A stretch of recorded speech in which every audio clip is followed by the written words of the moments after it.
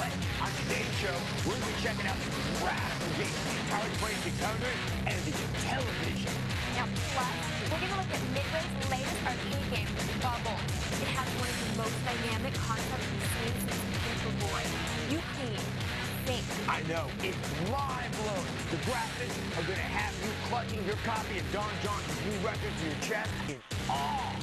God, I totally love that album. But I can't believe they preempted last night's Miami Vice so they could show President Reagan's State of the Union address. Hello, just say no. Amen. I need my Crockett and Tubbs almost as badly as I need my Magnum PI. That show is so edgy. Yeah. Okay, no, but hey, before we go any further, Adam, I have to say that I really am into your new home perm. You look just like G Spider. Cool. I'm trying to attract a classic chick like Tawny Contain or Lita Ford. So Tawny, if you're watching, I am completely open to playing a game of D&D sometime. All in the 20-second dive if you bring the single. Oh, got me with a spoon. Okay, anyway, it's time to get serious, you guys. Like Sophie's Choice serious. Like Def Leppard's drummer losing an arm serious. Now, we've noticed a shakeup in the industry. A bunch of programmers have left Atari and formed their own video game company called Activision. And here's the really crazy part. They're going to keep making games for the Atari 2600 on their own. It's insane. Man, I don't even know what to call them. Well, how about third-party developers? Yeah, there we go. Well, now, I can only imagine what their games are going to look like.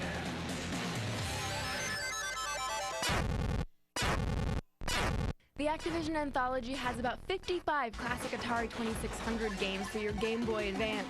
There's something to love here, whether you still live in the past or just want to humor your parents. Activision's classic games are here, like Pitfall 1 and 2 and River Raid. The Activision Anthology is practically a history lesson.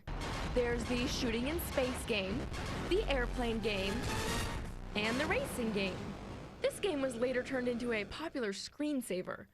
The Flower Pot games, which turned into, well, the Flower Pot craze kinda died, I guess. And you know, I miss those simpler times when all the game names weren't taken, back when a baseball game was called Baseball, instead of MLB Slugfest 2004. And no matter who you are, you'll find at least one of your old favorites here. Mine? Black Attack. I used to play this game endlessly. When you look at it, it's actually really gross.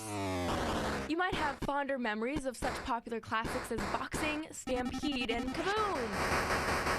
Remember Title Match Pro Wrestling, where two flat men sort of attack each other? Yeah, maybe they should have left wrestling alone for a few years. Maybe they should have just left it alone, period. Ah, the duck is pulling me into his tractor beam. Run, little piggy, run! The controls are also simple enough to translate to the GBA with no sacrifices. The simple graphics come across clearly on the portable screen.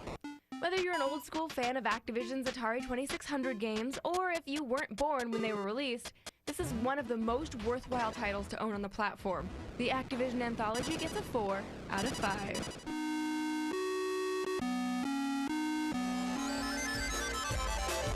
Bloody Human Freeway? Did no one, learn anything from the protest over 1976's Death Race 2000?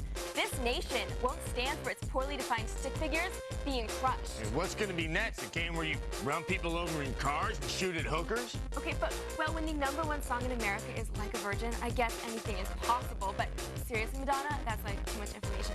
I'd like more information, actually. Ew, Grody to the map. Anyway, I really want to get my decathlon cartridge autographed by Bruce Jenner and that hot Greg Louganis. I so want to slow dance to Lady in Red with him. Morgan, you don't stand a chance. That guy must have more girlfriends than he knows what to do with, man. Fine. Let's talk about the impact of the Atari 2600 then. Right. If it weren't for that system, we'd all be in pizza parlors with a big roll of quarters, standing around going, I have next, I have next. Yeah, and this show would probably just be Adam standing in an arcade by himself with short hair. Yeah, no one would watch that. But lady, this hair is gonna be forever. So what will Atari's legacy be in the distant future? Like in 2001? Dude, by then the models would have appeared, then we're just gonna be in all the fly cars. Fly cars! It may not have been first, it may not have been the most graphically advanced, But no console has had the galvanizing effect that the Atari 2600 had on the video game industry and on society in general. We recently picked up the Atari 80 games in one collection for the PC. You get all your favorites for the 2600, as well as some classic arcade games. All your old favorites are here. Asteroids, Missile Command, Centipede. Who can forget Math Grand Prix? Ha! It's worth noting that the minimum system requirements to play these games is a 200 megahertz computer with 16 megs of RAM and a DirectX 7 compatible video card. I'm sure this won't be a problem for any of you, but come on, 200 megahertz just to play an Atari game? The 2600 clocked in at a blazing 1.2 megahertz for crying out loud. Another issue with the PC port. The keyboard controls lack the pure responsiveness of the original 2600 joystick and paddles. Plus, the fact that using a keyboard in place of the original one-button joystick seems, for lack of a better word, sick and wrong. There is a key difference between these early manifestations of video games and the current games we play. Beyond the obvious graphical improvements, beyond the advances in cinematic storylines. Simply stated, most early video games were impossible to win. There is no princess to rescue. No matter how many aliens you blast, asteroids you destroy, or missiles you shoot down, they just keep coming. Faster and faster, until you eventually succumb to the soothing caress of death. So perhaps the most devastating effect video games have had on our society stems not from bad-on-hooker violence or gravity-defying breast physics. Perhaps the true horror that early video games forced us to acknowledge is the fact that in the end, all life is ultimately a futile pursuit of an imaginary dream of perfection that can never be reached. That, and it's really fun to zap little squiggly things. The Atari 80 games in one collection for the PC is a great resource for those desperate to relive their lost youth. Unfortunately, from the iffy controls to the so-so handling of classic vector graphics games like Tempest and Battlezone, there's enough missing from this collection to knock it down a couple of notches. We give it a 3 out of 5.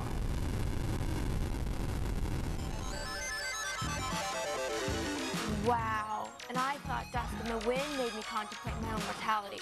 But it's got nothing on Missile Command. Totally.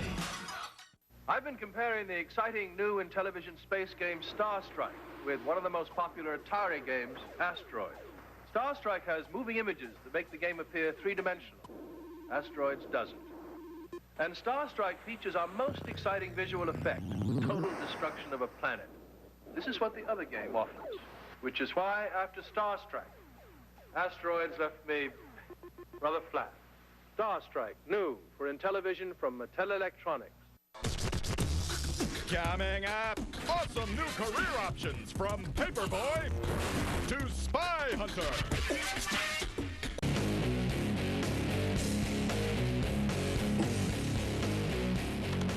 Oh, welcome back to XPlay, the show that's giving the facts of life a run for its money in select markets. That means some people like us more than Tootie and Blair and Cousin Jerry combined. Hey guys, do you ever get embarrassed when the girl is like, oh my god, is that a roll of quarters in your pocket, or are you just some kind of pervert? Well, tell those girls that you don't need them anyway, because you have a nice, warm arcade cabinet of Midway Spy Hunter to cuddle up with at night. That thing rocks harder than REO Speedwagon and a mouthful of Pop Rocks. But no, seriously though, don't throw all those things in new Coke, because that's how Mikey from the Life Cereal commercial died. Here's a look at the best Midway has to offer. Yeah! Midway, the site of one of the most pivotal battles in World War II's Pacific Theater. Midway, the smaller airport on Chicago's South Side, a nice alternative to O'Hare. And Midway, the maker of some of the greatest arcade games ever. Games like Joust, which accurately recreate the staggered parabolic arc of flying attack ostriches. And Spy Hunter, where you hunt spies on a freeway that only spies drive on. And Bubbles, where you clean a sink to become a bubble pro. You know where you can take me, Calgon. Now, while I had to go to a dingy pizza parlor to escape the terrifying world of girls and chores, You can play from home with Midway Arcade Treasures. The disc contains 24 games, and some are great, like Road Blasters, which ignited my interest in driving and shooting. Let's just say it's reviving it right now. There's also Smash TV, which is as frantic and compulsive as it was when I had to steal quarters from my parents to be able to play it. But some games proved to be less than what my memories extolled them as. Gauntlet is really boring. Killing this many ghosts and goblins make me yearn for a giant rat. Same goes for Rampage. This fueled my juvenile destruction fantasies, but now it's like, maybe it's because I own stuff now. And then there's the weird ones that must have been in the arcades with felons, like Satan's Hollow. It's like the Space Invaders take on Mordor. And Splat, where you collect and throw pies. It's like the real thing, except it's not. The biggest problem with this great collection is that they don't really control right with the PS2 controller. This is especially true for the games that originally used special arcade sticks. That means two of the best games in the collection, Paperboy, the game that teaches kids the fun of youthful employment that doesn't involve slang and rock, and Marble Madness, where spheres are thrown into a world of crisis and danger. These games suffer the most in the translation.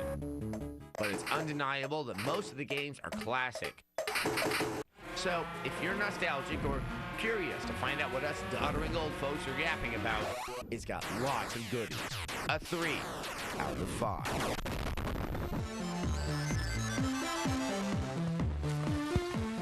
Wow, that rocked more than when I saw Pat Benatar in concert in Encino. And she threw me her headband. Hey audience, don't get your leg warmers in a bunch. We're gonna be right back with yet another cutting edge system, the television. It's totally awesome. Here's an easy question for you. Which of these games is the closest thing to the real thing? A, Intellivision Major League Baseball. B, Atari Baseball. Here they are again, close up. A, Intellivision. B, Atari. If you thought A, Intellivision, you're absolutely correct. You see, I told you this question was easy. Check out what we have, a state-of-the-art Atom computer system from Coleco. How stoked am I? As if, like 60% of the atoms were returned to Coleco because they were defective. Whatever. This Atom is defect-free. Ladies? Anyway, for the yuppies out there who can afford to buy an Apple IIe or a Commodore 64, there's this game called Zork that is, get this, text-based. Yeah, it's like a choose-your-own-adventure game for the computer. So, you don't even have to turn the pages yourself. Like the computer, it does it for you. I know, dude. I bet by the millennium, we'll have computers that can, totally do advanced math or have, 10 colors on the monitor or even, brush your hair for you. That's bogus. It's all about the television. That system, they have a game with the penguin where you can almost tell that it's a penguin. How could you put me in this position? I really miss my Intellivision. Right now, some of you are cheering, and some of you are saying, what the hell is Intellivision? It was the underdog in the first console war. Intellivision never gained the popularity of the Atari 2600, but its fans loved its unique control pad and its more detailed graphics. Frankly, I don't see it. What's that thing chasing the penguin? A seal? A rampaging right triangle? Intellivision Lives is a collection of over 60 Intellivision games covering just about everything that was available for the system. You wander around this strangely deserted pizza parlor and play the games to goofy background music. You surround my heart without an hesitation. The range of titles include skiing, snafu, baseball, stadium mud buggy, Star Strike, Buzz Bombers, checkers, thin ice, shark, Vectron, football, Night Stalker, golf, reverse eye, blackjack, motocross, pinball, armor battle, Astro Smash, Space Armada, Space Battle, Space Hawk, and Space Spartans. There was something of a space obsession in the 80s, it seems. There are even more games than that. But you do have to remember that they're all from an era in which most games consisted of moving colorful blocks around the screen in a manner vaguely related to whatever the title happened to be. Some of the Intellivision's biggest hits aren't even here. There are a few unreleased games, though, like this merry-go-round game. Riveting, isn't it? The instructions are included, but some of this stuff is just cryptic. Just what the hell is happening here? Vectron is an amorphous blob of a game, but the name has a cool mad scientist vibe to it. No, Vectron, stand down! I am your creator! The biggest problem is that the PS2 controller doesn't really emulate the weird Intellivision paddle and keypad functions very well. You can bring up this picture of the controller to help out, but overall it really ruins the feel of several of the games. There are a few gems, like the addictive Astro Smash or the penguin antics of Thin Ice. And I'm always up for a rousing game of Shark Shark. Still, it's hard to enjoy Intellivision games without a real Intellivision controller. We give it a fans only 2 out of 5. Oh no!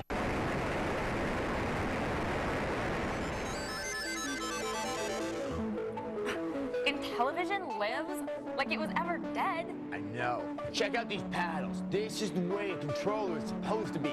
You can give it a high five and then you can dial someone's phone number. Intellivision is like the Berlin Wall. It's never going down. Hey, baby.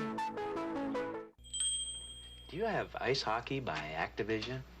Think you're ready for it? One of the roughest video games around for your Atari game system? Ready to battle for the puck? Well... To inflict fierce body checking? Yeah.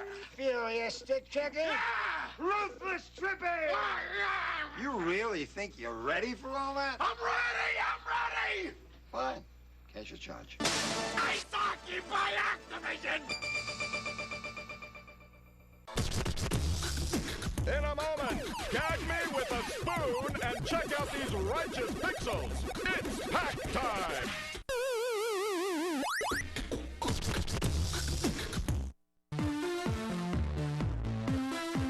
Why I keep it mixed up? It could look really... Why you have to have perfect colors on each side? Welcome back to X-Play. Now, today, we've looked at some of the top systems on the market.